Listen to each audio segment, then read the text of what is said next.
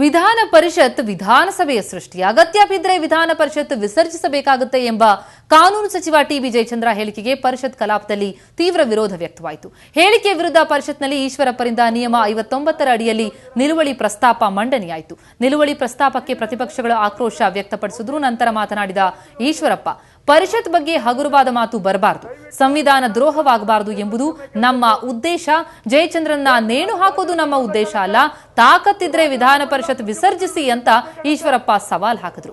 ಇದು ಮುಂದುವರೆದರೆ ಹಕ್ಕುಚ್ಯುತಿ ಮಂಡಿಸಬೇಕಾಗುತ್ತೆ ಅಂತ ಎಚ್ಚರಿಕೆಯನ್ನು ನೀಡಿದ್ದಾರೆ. ಈ ವೇಳೆ ಮೌನವಾಗಿದ್ದ ಸಚಿವ ಜಯಚಂದ್ರ ಬೆಂಬಲಕ್ಕೆ ರಮಾನಾಥ್ ರೈ, ಜಾರ್ಜ್ ಆಗಮಿಸಿದ್ರು. ಇಬ್ಬರು ಸಚಿವರಿಗೆ ಪ್ರತಿಪಕ್ಷಗಳು ತರಾಟೆ ತೆಗೆದುಕೊಂಡವು.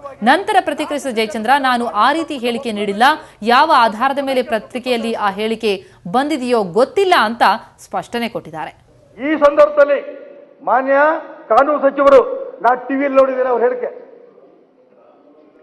ಟಿವಿನಲ್ಲಿ ನೋಡಿದ್ದೇನೆ, ಅವ್ರು ಹೇಳಿದ್ದು ನೋಡಿದ್ದೇನೆ, ಕೇಳಿದ್ದು ನೋಡಿದ್ದೇನೆ. ಇದು ಹಕ್ಕುಚ್ಯುತಿ ಆಗತ್ತೆ. ದಯವಿಟ್ಟು ಕರ್ನಾಟಕ ರಾಜ್ಯದ ಜನರ ಕ್ಷಮೆ ಕೇಳಬೇಕು. ಕೇಳಲಿಲ್ಲ ನೀವು ರಾಜೀನಾಮೆ ಕೊಡಬೇಕಾಗತ್ತೆ.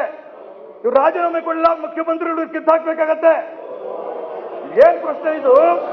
ಪ್ರಜಾಪ್ರಭುತ್ವ ವ್ಯವಸ್ಥೆ ನೋಡಿ, ಎಲ್ಲರೂ ಹೌದು ಅಂತಾರೆ. ನಾನು ಹೇಳಿಕೆ ಕೊಟ್ಟಿಲ್ಲ ಅಂದ್ರೆ ಪತ್ರಕರ್ತರ ಮುಂದೆ ಇವರು ತಪ್ಪಿತಸ್ಥರಾಗ್ತಾರೆ. ಅದಕ್ಕೋಸ್ಕರ ತುಂಬಾ ಸ್ಪಷ್ಟವಾಗಿ ರಾಜ್ಯದ ಜನ ಮುಂದೆ ಅವ್ರು ಮಾಡಿರೋ ತಪ್ಪನ್ನ ಒಪ್ಕೋಬೇಕು, ಅದರ ನಂತರ ಕ್ಷಮೆ ಕೇಳಬೇಕು.